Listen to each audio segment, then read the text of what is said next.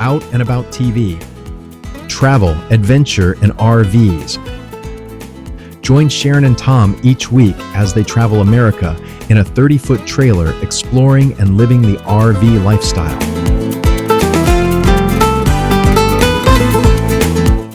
From trip and product reviews to RV show reports and an unfiltered look at life on the road. This is the show for you.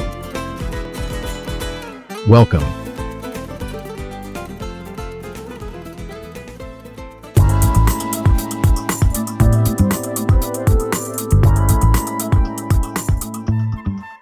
Hey, welcome. I'm so glad you're here. I'm Tom McAuliffe, and it's time for another episode of Out and About TV, travel, adventure, and RVs. Well, let me give you a brief update here where I just shoot from the hip. We just hit over 1,000 views on one of our videos. We're excited about that. We've gotten some nice little comments from people, and we'd like to know what you would like to see on the show.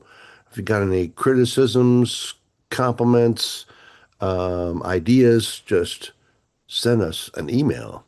We'd love to see it. Got the new, we've sold a couple of the new t-shirts, the new Out and About TV Adventure Before Dementia t-shirts. And now we've just added hats, little ball caps. They come in white, black, and red. White, black, and red. And got the nice little logo right on the front there. And it's pretty cool.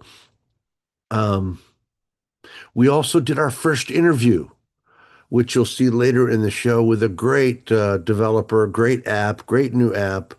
We used it on our trip, our overnighter, and it works great. It's Road Whisper, and so we're going to talk a little bit about that.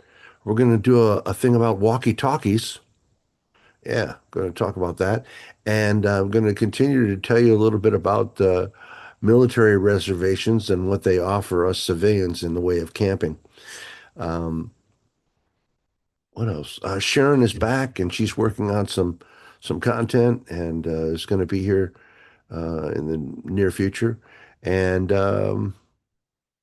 as far as our rig goes, we've got our Shasta Compact, and we are searching for a new mobile home. A new home, something that can be towed.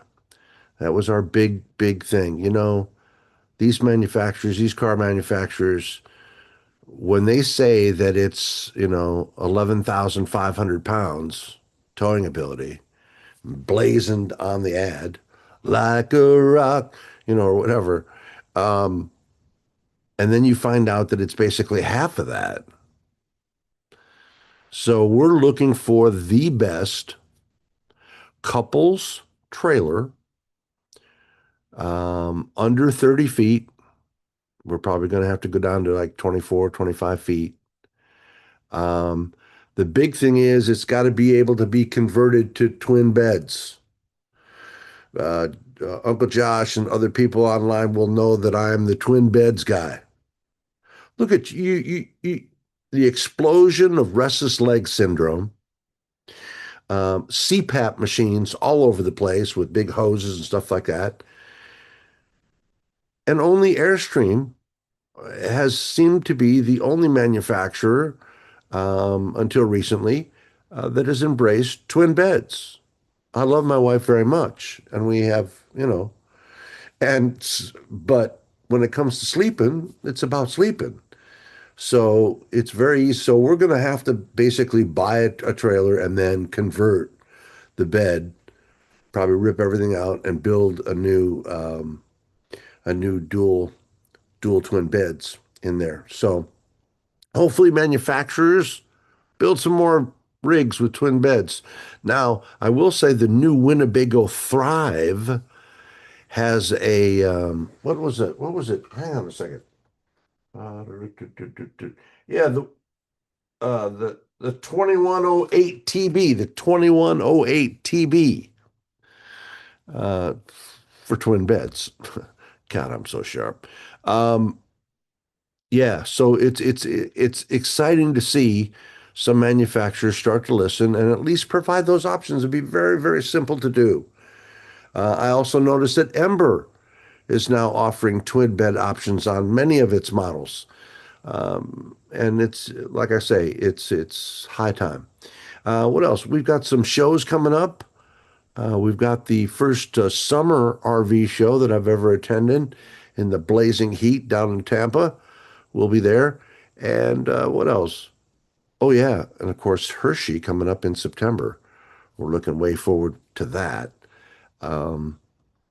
So we got another Ram Jam show coming up. We're going to talk about camping clubs.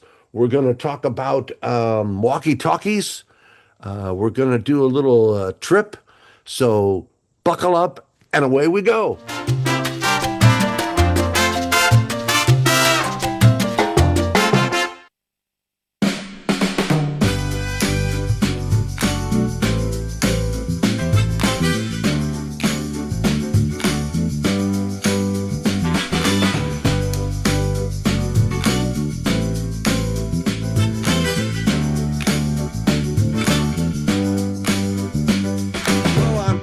I'm super excited to have our very first guest on the show.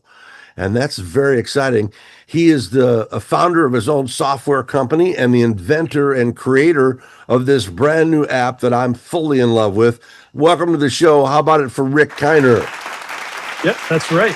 Hey, it's very nice to be here. Thank you. Thank you for the invite, Tom. My pleasure, man.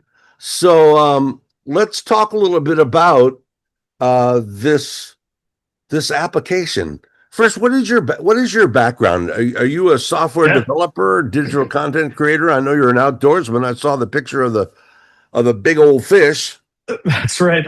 I love just about anything outdoors. But I've been a software person for the past 25 years, and I spent the first 15 years just writing software, straight up just writing software. The last several years have been in leadership. Lots of leadership development, building out teams, accomplishing things all over the country. But recently, I've gotten back into coding in my free time, and so I spent a lot of time just building apps, solving problems for whatever's in front of me. And as an outdoorsman, that's where I came up with this app. So, and you're a fly fisherman, aren't you? That's right. Any chance I can get out to be in the river, I do. Central Ohio doesn't have a whole lot of trout. Just a couple places where you can get them. So smallmouth bass is really the more target. But I usually do 3 or 4 vacations a year where I go and find a place that has trout. Yeah. Kids yet? Yeah. I got 2 kids, 15-year-old and 11-year-old. Yep. They'll both love that I'm on the internet. That's the dad's hip now. Well, yeah. Well, I think if I say hip, that'll take away all my credibility. Yeah. I hit the big 6'9" there.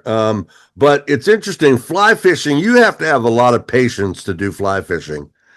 You don't need patience when you're out in the middle of a river, just soaking up the wonderful atmosphere, looking at the beautiful views. Most of the time, I don't catch anything but a good time. But there's nothing bad about being out in the middle of a river. I'll spend hours and hours doing it. Well, how did you come up with this idea?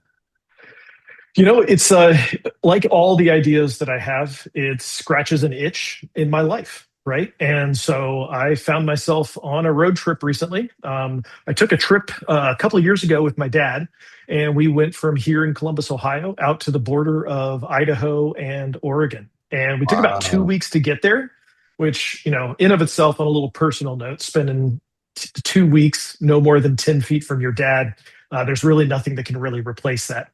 But we fly fished in every state along the way and caught some amazing fish, had a wonderful time on that road trip. But we were going through places that didn't have any radio connection, really. We're going to rural North Dakota, rural South Dakota, right? And there's just nothing out there. But there are things out there, and there's stories that could be told. And we got to talking, and it was like, well, I wonder what that is. I wonder what this is. And a lot of times we would pull over and read a placard or visit a small town. And sure. Sometimes that wasn't any fun, but sometimes it was awesome. But it would be great if somebody was just telling us, like they had been there 100 times, what the stories were for that area. And so that's really where the idea came from. And I'm sure the kids love it, huh? Yeah, the kids were very much against it in the beginning because they like their music, their pop music. But when I forced them to go through it, all of a sudden in the back seat, I'm hearing, "Huh," or "Ooh, really?" And I was like, "Look at that! Look at that!" You know. Cool. So yeah, it's not education when it's interesting. That's right. Exactly right. Well, and so how much? Tell me a little bit about how it works. Yeah, absolutely. It is super, super simple. You install the app and you I open did it that up. yesterday. Yep. That's It was right. easy to install. Came down from the App Store like that. Yep. If you're on a Google device, you log in with your Google account. If you're on an Apple device, you log in with your Apple account. You hit play. It figures out where you are, finds a point of interest that's near you, and tells you a story. You go another mile down the road, and it finds a new one. You go another mile down the road, it finds a new one. And so you can travel anywhere in the continental US and it'll tell you a story about where you are. And you can just let it play for 10, 12, 14 hours, no problem. And it'll keep telling you a new story everywhere that you go. And it's pulling that information from GPS? Yeah, so your phone actually has a location services device. I don't want to get too nerdy here, but your phone knows where it is all the time. And so it uses a combination of GPS and radio signals from the towers that it connects to figure out a precise location. And that's how Google Maps works, and it knows where you are in Google Maps. It's how everything that does any kind of tracking about where you are, your weather, all that stuff, it all uses the same logic inside the phone. And so what we do is we go out to our backend services and we figure out, hey, what's a cool story that's near here? And then it transfers that into voice so that you don't have to read it, because we don't want people reading while they're driving. We just want it to continuously play and tell you stories over and over again. A lot of places you drive don't have interesting stories for where you are. So we actually have a backup where it tells you a story about your county or a nearby city or the state. And so you'll hear about the founding of Ohio as you're going through rural Ohio, or you'll hear about the war that Ohio had with Michigan. They did. And Ohio lost, and and they got Toledo. They talked about my town of Fort Walton Beach. I bet they did. And I want to say that I was very, very taken with the narrator. I know that is a computer or a digital thing, but he was really good, engaging and dramatic, and I was taken with that. I really appreciate that. We went through a lot of different voices that we could use when generating those stories, and we wanted one that really sounded like it was somebody in the car with you telling you a story, right? And there's a lot of voices available. We did toy with the idea of having a Valley Girl, and like, for sure, this is what's coming up now. And we decided to go with something a little bit more familiar, a little bit more home. It makes a difference. As an enhancement in the future, would you allow the end user to be able to choose a female or male narrator? Yep, we're going to get there eventually, and it may not be too long before we have that. So we've got a nice backlog of features that we want to add to the app, and so we're putting new stuff out every week. New stories are generated constantly, and we're coming up with better and more innovative ways to deliver those stories to people. So, for instance, last week we just offered the ability to add bookmarks to your stories. And so if you hear a story that you do like, you hit that bookmark button and you can replay that story at any time. And so if you find something interesting, you want to share it with somebody, you can do that later. And the other thing I was noticing in the interface is that you can save your story. That's the bookmarking feature. Yeah, absolutely. That's brand new, hot off the presses about a week ago. So your development of this application is ongoing. Always an investment. Yes, absolutely. We're building out the engine right now and making sure we're doing so in a sustainable way, and a way that we can just help people kind of pass those hours on the road. And where can people find the app? Do the App Store, and how much is it?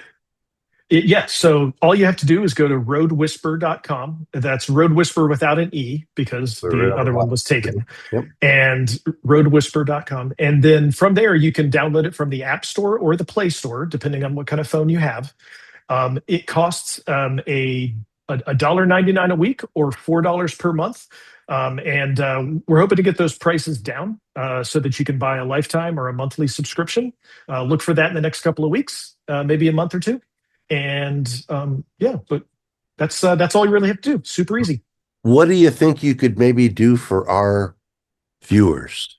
Well, Tom, you've been such a supporter of everything we've got going on here. What I'd love to do is offer all of your viewers 2 weeks free. And so all you have to do is use the promo code Out and About, one word, and on both the Google Play Store and the iOS Store, and that'll give you 2 weeks free. Wonderful. Thank you so much. That's wonderful.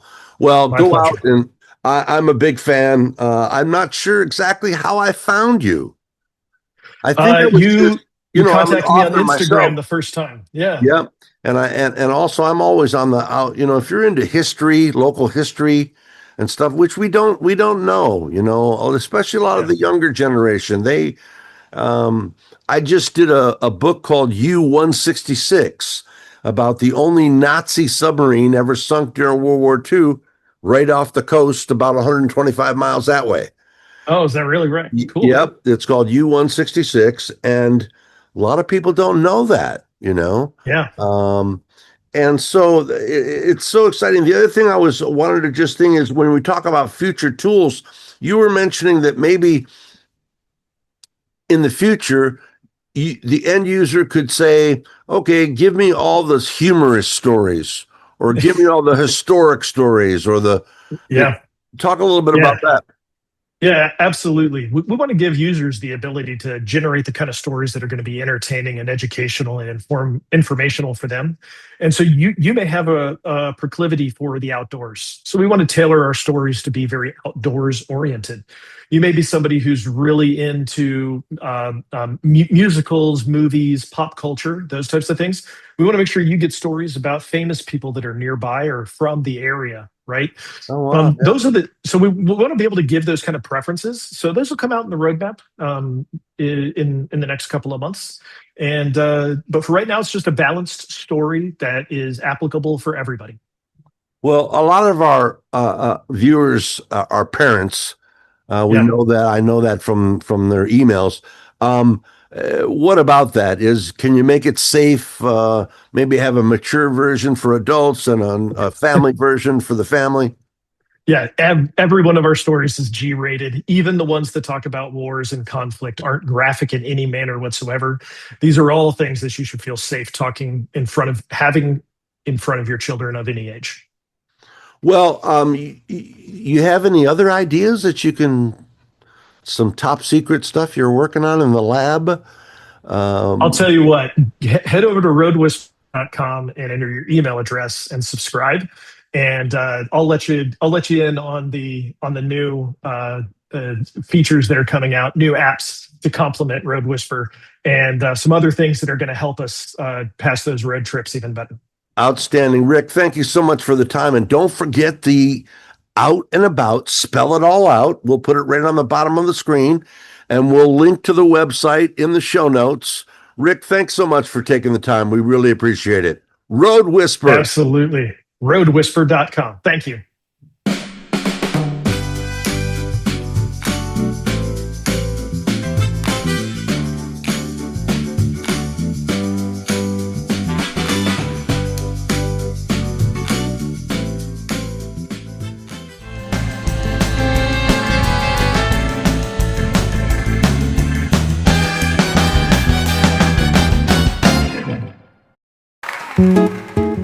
At Out and About TV, we've done the legwork for you, watching, analysing and curating the top RV YouTube channels that cover everything from trailers and fifth wheels to vans and mobile homes.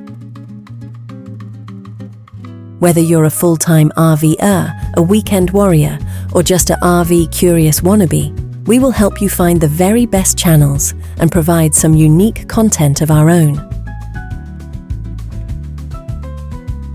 Channels that entertain, educate, and inspire with hosts that have the heart of a teacher. These RV YouTubers have turned their passion into full-time careers, influencing the RV community and even shaping industry trends.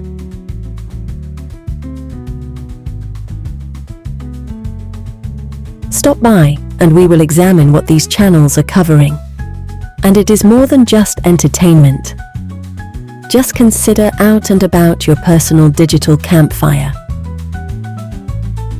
For all things RV.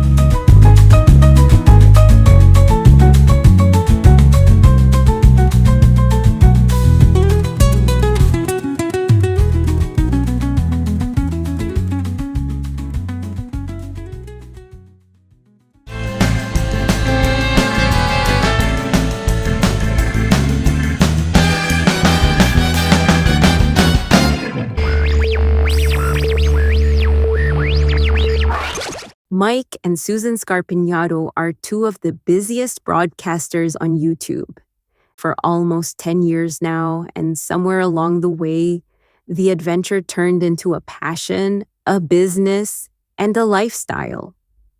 Being a successful YouTube broadcaster should also be top of the list. They spend about 9 months of the year traveling in their RVs. Yes, plural. They own 2 motorhomes, a Thor Challenger Class A and a Gulfstream Conquest Class C. Over the years, Susan has also owned a pop-up camper and a travel trailer. So between the two of them, they have experienced it all.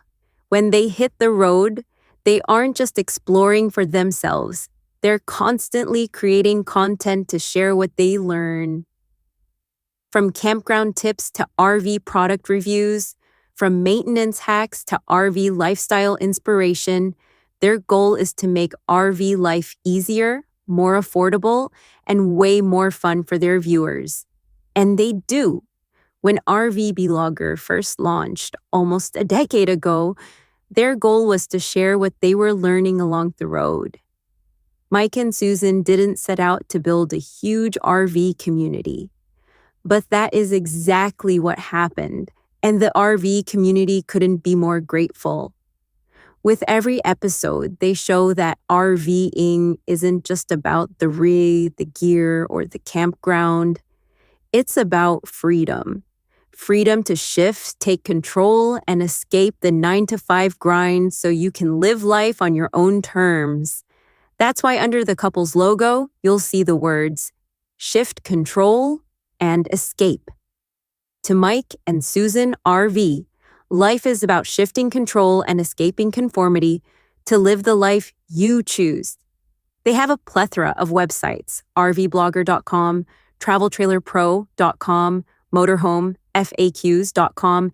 Each site is packed with resources to help. The RV Blogger YouTube channel publishes weekly with news, RV tours, product reviews, RV living tips, and more. You'll find hundreds of videos covering RVs from travel trailers to massive motor coaches. Their Facebook community, RV Camping for Newbies, is a private group with more than 250,000 members and growing fast. It's a welcoming space where RVers, new and experienced, ask questions, share advice, and cheer each other on. In the past, the two of them also launched and operated the popular RV Camping magazine, a digital e-magazine which they later sold to the publishers of RV Today. Whatever they are doing and wherever they are doing it, their mission stays the same. Help RVers learn, grow, and make the most of this amazing lifestyle. I'm Hope for Out and About TV. We will see you next time.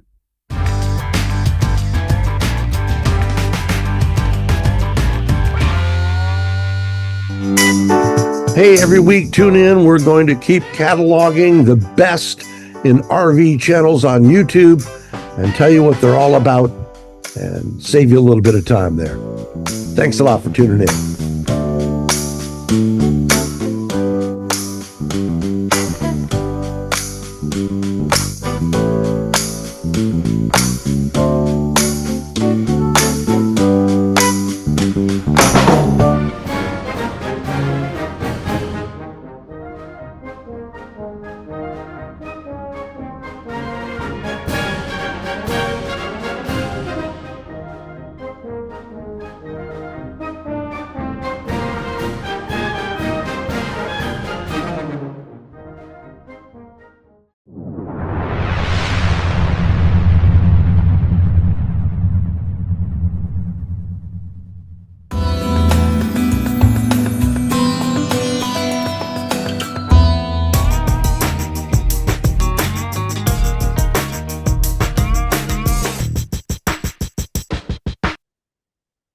In this week's feature, we're going to talk about camping clubs.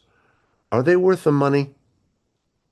If you've spent any time at all in camping and the RV world, sooner or later, somebody's going to ask you this question. So, what camping club do you belong to? Or they'll say, hey, what camping club should I join? Yeah, prices being what they are, you need every tool in the box. And honestly, that's a real fair question because there are a lot, I was surprised, there are a lot of camping clubs out there and ones that are small that you've never heard of before. Some promise free camping, some offer deep discounts, some claim to save you thousands of dollars a year, and others, well, some people join and barely use them at all. And I will say this too. In talking to people, some people join a club like that and it's more social than looking for discounts and such like that. It's a definite tribe experience, and there are rallies and get-togethers and mini rallies, and so there is that aspect to it as well. So today we're going to take a closer look at the world of camping clubs. What are they? How do they work? What to watch out for? And whether they're actually worth your hard-earned money. Now, before we dive into the individual clubs, it's important to understand something. Not all camping clubs are the same, and they don't all follow the same business model. In fact, they really fall into, in my mind, three major categories. Number one, discount clubs. These clubs are about volume, and they negotiate lower campground rates for their members with various campgrounds across the country. Second, campground networks. These are organizations that either own their own campgrounds, like COE, or partner with large campground systems, like COE. And third, there are travel lifestyle clubs of all kinds. Of all kinds. These focus more on community and events, education, rallies, caravans, and the social side of RVing, like we were talking about. It's about who you hang with. And that's hard to find sometimes, to find a place where you fit in, and that you like. Maybe people are kind of the same persuasion as religiously. There are religious camping clubs I know. Liberal. I even think that I heard in a forum somewhere that there's a nudist, naturally it's out in California, there's a nudist thing, and there's a classic camper one too, where they all have campers. And third, travel lifestyle clubs, like we've talked about. These focus more on community, events, education, rallies, caravans, and the social side to RVing and camping. So let's start with one of the most talked about memberships in the RV world right now. They've got a huge advertising campaign underway on radio and television. Harvest Hosts. We used to be members. We'll probably be members again. We like those people. Harvest Hosts. They really completely changed RV travel. You can camp at sites of theirs that you can't get anywhere else. For example, I mentioned before a lavender farm. There's a camp thing at a wonderful barbecue place. So instead of camping at traditional campgrounds, members stay overnight at wineries, breweries, farms, museums, golf courses, and attractions all over America. They look to find you a place to park your rig for a night or two that are outstanding to look at. Yeah. It's not really free camping, but it's more like a unique camping experience. Yeah, they're all about the experience. You might spend the night beside a vineyard in California, maybe a bourbon distillery in Kentucky, a lavender farm in Northwest Florida. I also saw someplace a fish hatchery. You can go and see all the little baby fishes and stuff. The overnight stay itself is included with the membership, but there is an expectation that you support the host business somehow. Maybe you buy a bottle of wine, you have a dinner, you pick up a few local products, you support them in some way. And honestly, most RVers are perfectly happy to do that.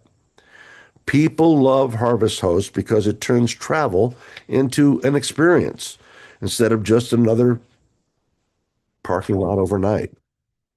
But there are some downsides. Many locations limit space. You have this space and that's it. Some can handle big rigs, and not everyone, in fact, most don't, offer hookups or full hookups.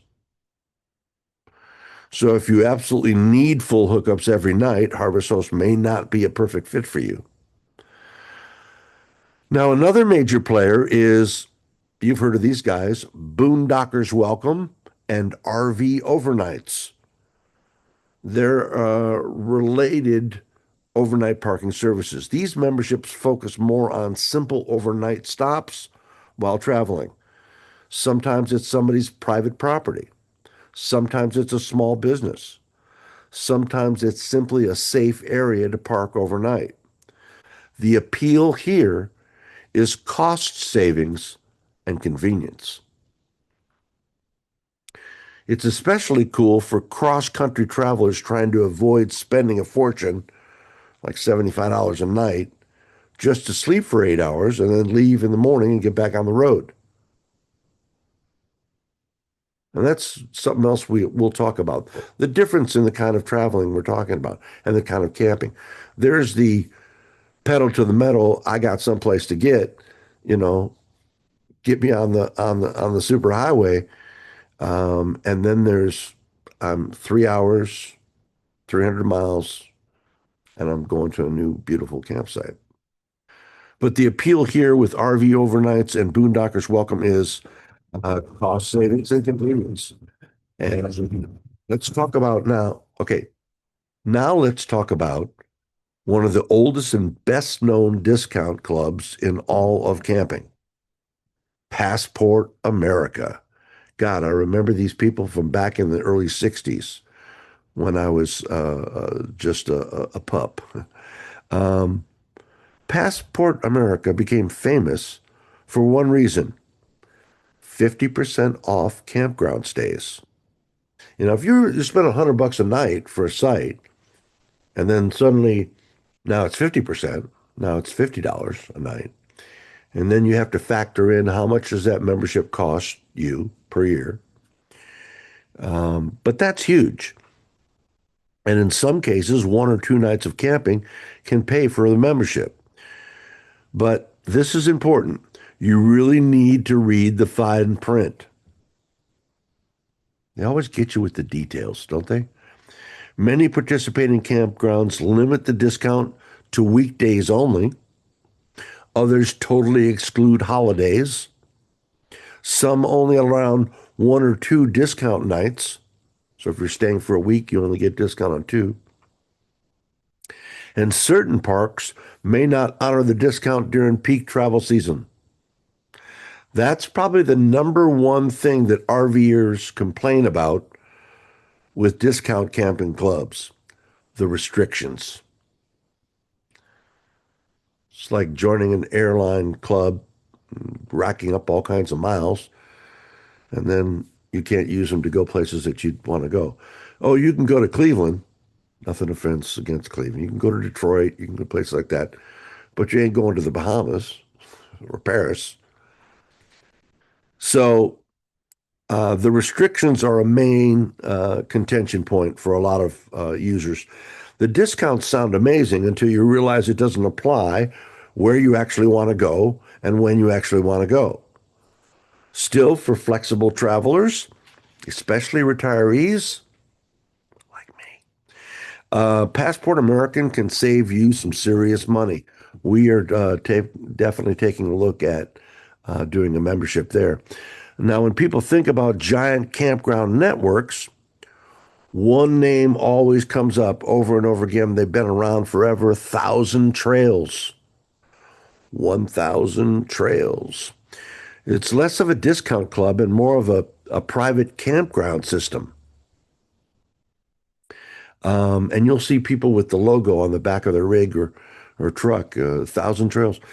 And depending on the membership level, you can stay inside their network of campgrounds for extended periods with little or no nightly camping fee.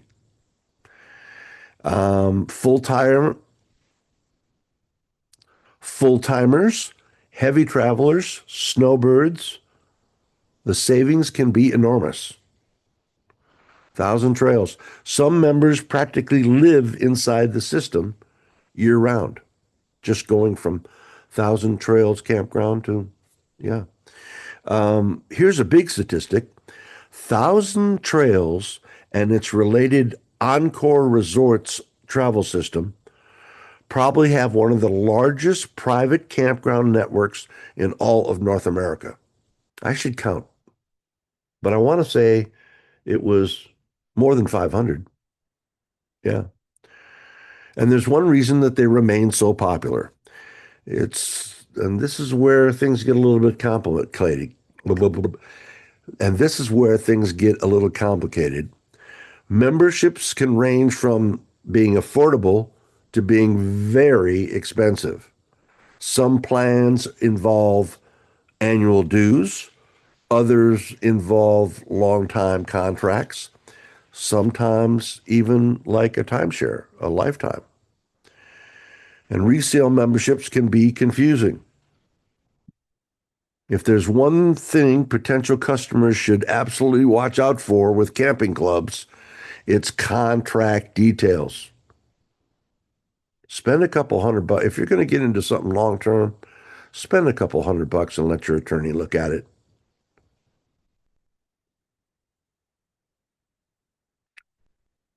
But if there's one thing that potential customers should watch out for with camping clubs, it's the contract details. Always read the cancellation policies.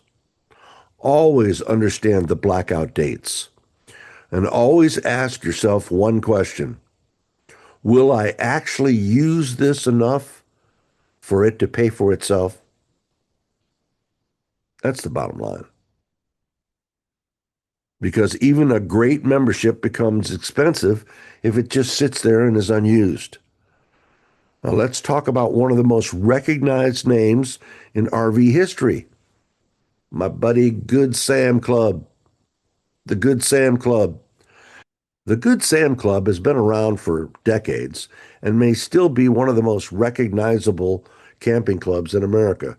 You see those stickers with the guy with the halo? That's Sam. You see those everywhere. It was originally launched back in the early 60s and grew into a giant RV lifestyle organization. And then they hooked up with Camping World and everything went to, no. Today, members get campground discounts, fuel savings, trip planning tools, roadside assistance options, and retail discounts through Camping World and its partner locations.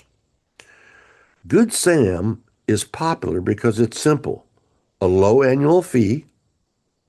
The program is easy to understand. It's widely accepted. And for casual RVers, that simplicity matters. Now, another legendary organization in the RV community is Escapees RV Club. They're lesser known. Escapees is different. It's less about discounts and more about community.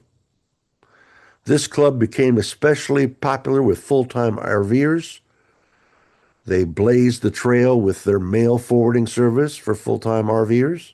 They still offer that mail forwarding service. They also do educational programs, rallies, social events, and support for people living on the road full time.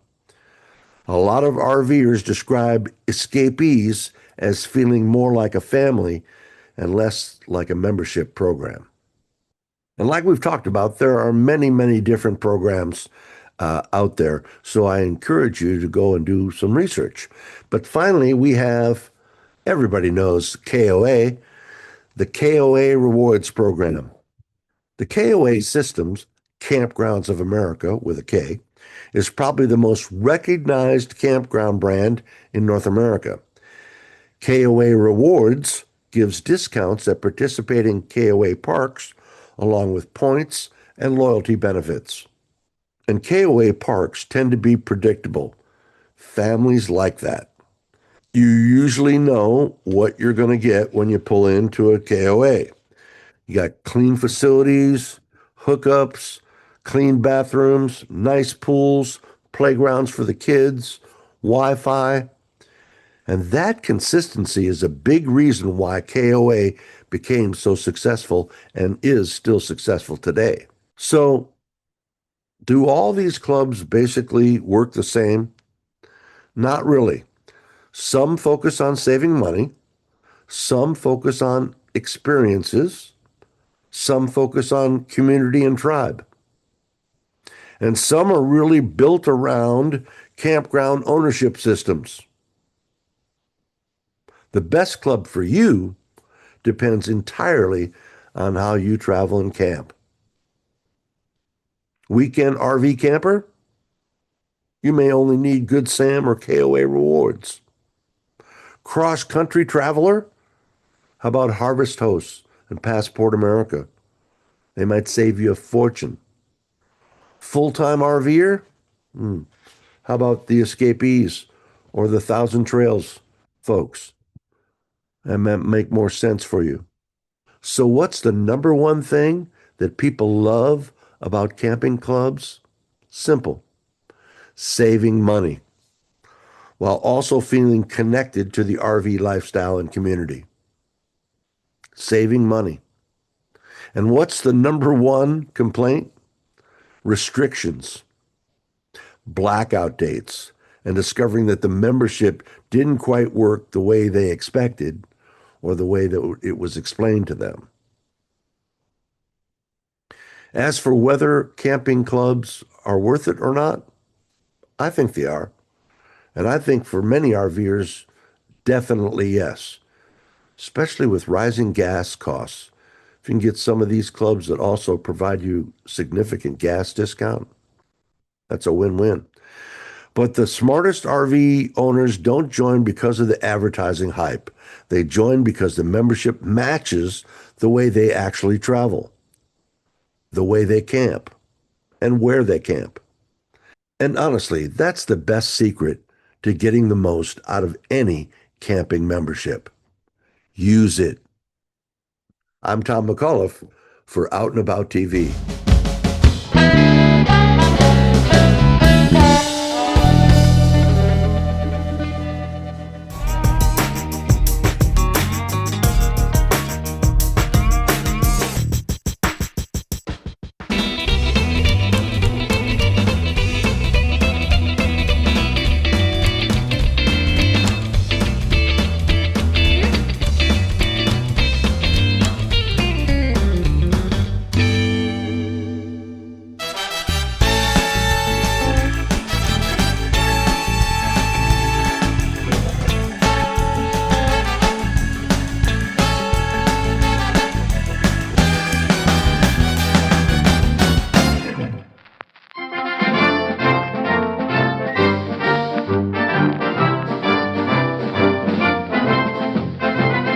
From the sea, from the air, from the land, the latest in news and perspective.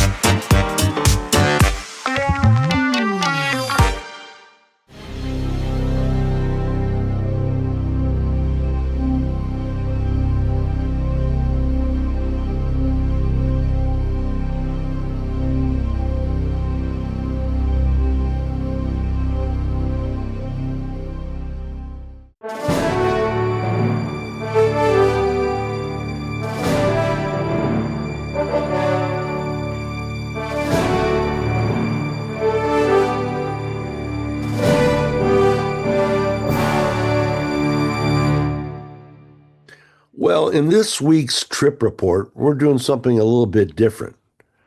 We're going to look at a little known secret in campingdom. COE Campgrounds. COE? Is that like KOA? No. The United States Army Corps of Engineers. COE Campgrounds. Now, at first glance, it sounds a little strange. You hear Army Corps of Engineers, and you probably think dams, bridges, levees, flood control projects, and maybe even military construction. But camping? Not so much. But here's the real interesting part. The Corps of Engineers manages massive amounts of public land surrounding lakes, reservoirs, rivers, waterways, all across the United States. Many of those properties include some absolutely beautiful campgrounds and affordable campgrounds. In fact, the Corps of Engineers operates more than 400 lake and river projects and manages about 2,000 recreational areas nationwide. Many of these include campgrounds. Here's the crazy part. A lot of RVers don't even know that these places exist. So why is a Corps of Engineers in the campground business in the first place? Well, it goes back decades. When the federal government built large dams and flood control projects during the 30s, after the Depression, huge recreational areas were naturally developed around the lakes and waterways that created those projects for citizens to do fishing, boating, swimming, hiking, and of course, camping. So instead of simply fencing those areas off, the government opened them to the public. After all, they are our lands. And honestly, we've stayed at probably half a dozen of them now. And they're outstanding. Most of them are right next to the lake. Large campsites, big shade trees, spacious layouts, waterfront views, boat ramps, fishing piers, and in many cases, some of the nicest campground settings you'll ever find, especially compared to tightly packed private RV parks where your slide out practically touches your neighbors. That's a big thing for me. You know, if you're going to spend $75 or $100 a night, I want some greenery. Go down to the local nursery and buy some bushes and some plants and put them in between the sites. It's the least you could do.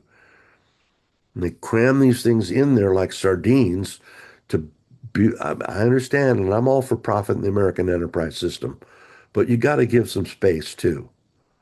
And there have been instances where, 6 inches between the slide outs. One of the biggest reasons RVers love COE campgrounds is space. You often get much more roomy sites with mature trees and a much more natural camping experience. Another huge advantage, the price. Compared to private campgrounds that may charge $60, $75, $80, or even over $100 a night, many COE campgrounds are surprisingly affordable.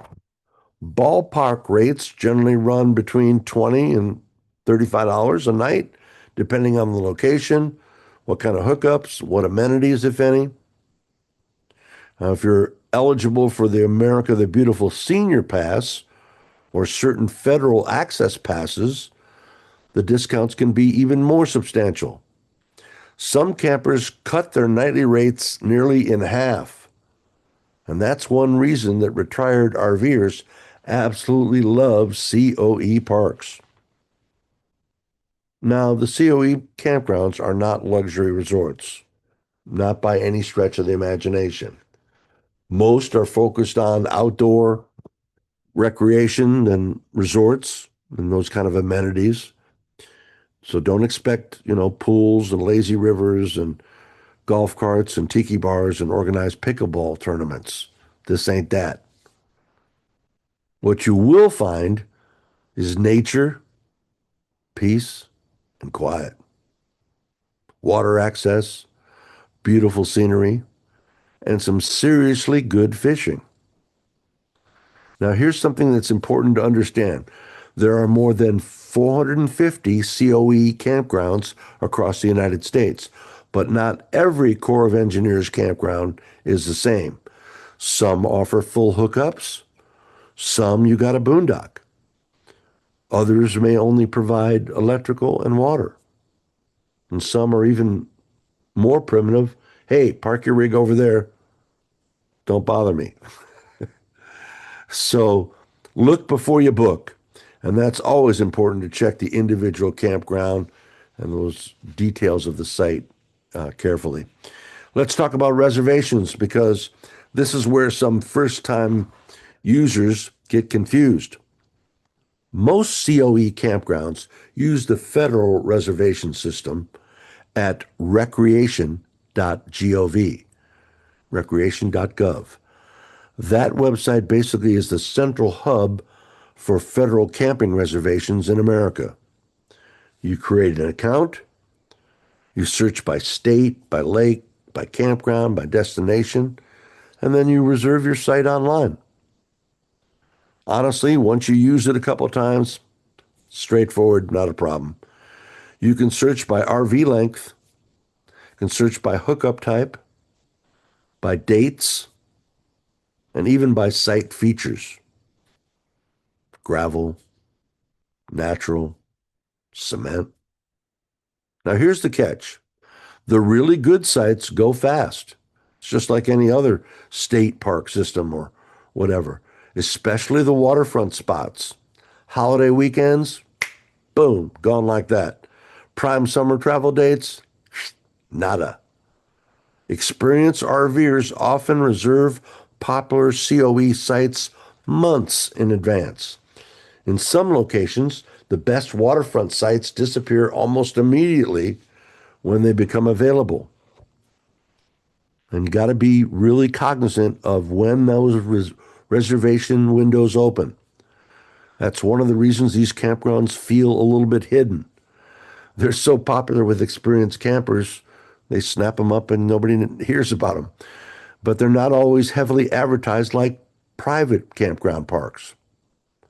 And that's another reason many people don't know about them. Well, honestly, the federal government isn't exactly great about marketing. You don't see flashy television commercials for COE parks. COE parks and resorts will make you feel like a federal prisoner. But COE campgrounds, it's pretty much word of mouth. Hey, you know what? Mabel and I stayed at XYZ Park. You really should check it out. It's on the reservoir over there. They mostly rely on word of mouth, and the RV community, word travels fast. You ask veteran campers about their favorite places, and sooner or later, somebody's going to mention a COE campground beside a lake somewhere in Texas, Tennessee, Arkansas, Florida, wherever. In fact, most of the beautiful waterfront camping in America, I think, is hidden in these COE sites. Now, if there's one thing you should watch out for with COE campgrounds, it's site size and accessibility. Many of these parks were originally designed decades ago and not for camping. So some roads can be quite narrow, and some sites can be tricky for giant fifth-wheelers and massive Class A motorhomes to navigate. Always check the maximum RV length before booking and read site reviews carefully. That little bit of homework can save you a major headache when you arrive and find that your rig won't fit. Another tip, bring leveling blocks. So this is a lot of natural ground here, just like behind us. I don't know if you can see that, but it's natural ground and it's going to be uneven. You're going to need some leveling blocks. But honestly, I think that's part of the charm, the things that are natural. These places feel more like real camping and less like a giant parking lot. Now, how do you find a COE campground near you? Again, the easiest method is through recreation.gov. You can also simply search online for USACE campgrounds, USACE campgrounds, or Corps of Engineers camping. That'll work, along with the state that you're interested in visiting. There are also campground apps and RV websites that specifically highlight COE locations. And once you discover them, I'm not kidding you, you'll never go back. That and military reservation campsites, just absolutely phenomenal. You'll probably start looking for them every single place you travel. Because for many RVers, many campers, Corps of Engineer campgrounds, they're affordable, they're scenic, they're spacious, they're natural, and they're connected to some of America's best lakes and waterways. Not bad for a campground system that most people don't even know about. Oh hell, you know who I am. For Out and About TV.